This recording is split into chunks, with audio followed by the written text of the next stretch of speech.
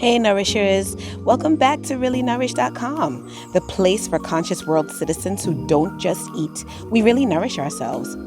Thank you for joining me again for this video series designed to put your body and your health back into your own hands. For those of you who are new, I'm Rashida Davis. Since 2015, I've been sharing my journey from obesity and failing health to a slimmer version of me, with consistently amazing health outcomes. I've sustained this through a kidney donation, the birth of my third child, and several other major life events. So I know all about getting great results through better eating. And I want you to become an expert in that also.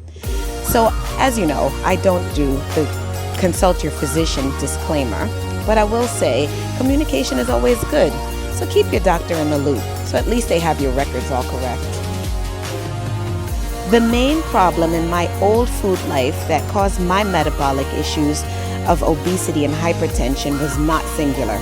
It's a combination of factors that causes us trouble, mainly consuming way too much free sugar every day, the wrong types and amounts of salt, excessive animal fat, animal protein, and the chemical food additives found in processed foods.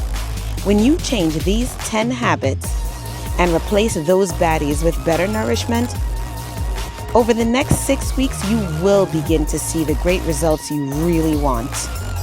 And I'd like to know what your progress is, so please come back and post in comments or post on a future video how it went for you. Number 1, your morning cuppa. I used to get my first 8 grams of free sugars rather early in my day in my morning tea. 1 teaspoon of sugar is 4 grams, and I always took 2. When I started cutting back to 25 grams of free sugars a day, that was my first change. My tea went without sweetener or a pack of stevia. Number 2, your morning glass of juice. Liquid is the fastest way to get 55 grams of sugar into your system, even if it's fresh squeezed. Drink water. Don't derail your day right from the start. 3, breakfast cereal. My name is Rashida, and I'm a serial killer. Ever since I was a kid, I was starting my day with a bowl full of animal fat and sugar, happily not knowing what was laying in my future. Now that I know better, I read the ingredients panels on all the cereal boxes and pick wisely. Anything under 10 grams, I can work with. And I opt for plant-based milks. Again, those without added sugar. Yeah. Much, much better. Number 4, your route habit. Growing up in New York City, I was sometimes counseled not to walk the same route every day for safety reasons. Later in life, I figured out that my route to my job in Manhattan was a minefield of food carts, fast food stores selling snack food, and restaurants pumping out aromas onto the street sides. I was obese and under heavy fire. The same could be true of your walk to school or your drive to work. We'll address drive-thrus in a bit.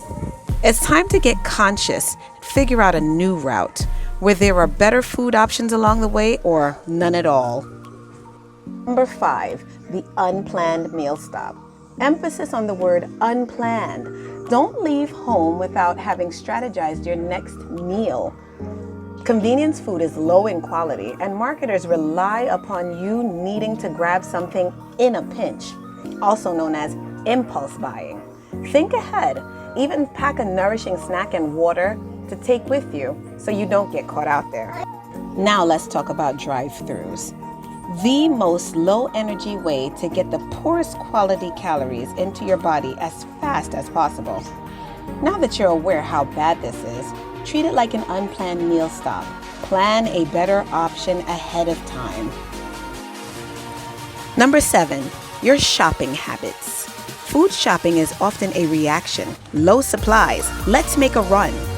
Then you walk into the supermarket and get sucked into their floor plan that favors processed packaged foods. Begin with basic ideals. Farmers market first or produce section first, so you can deliberately make good first choices that will dictate your subsequent decisions as you go. Number 8, comfort foods.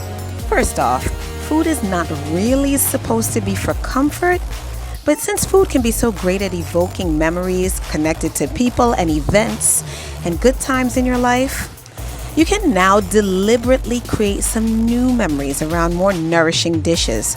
They will become your new comfort foods before long.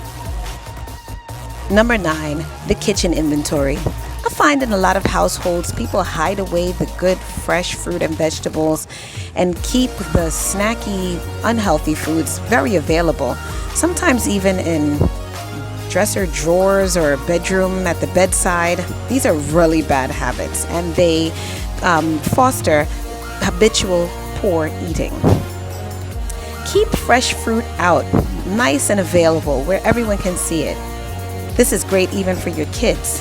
When they're hungry and they want a snack, what they see in front of their eyes is probably going to be what they grab first.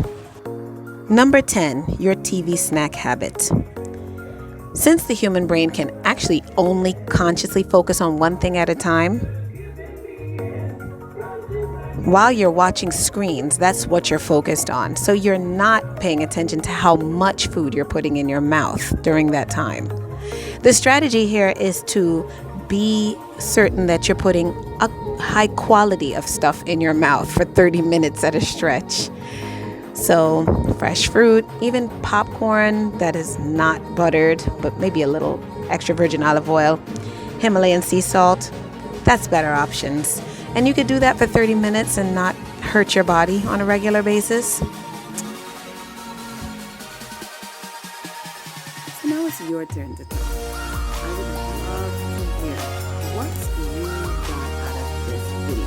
What was your oh snap moment? How did I not figure that out? Let me know what else you would like me to talk about. What questions do you have that I can answer for you? Comments, please. Because at the end of the day, I want you to get results. And if we're not having a dialogue, that is not going to happen. And share. Spread love. Ba-da-da. Give me likes, give me likes, give me likes, give me likes, give me... And subscribe so that you will not miss anything else. Sheeta Davis, really nourish. Peace and blessings.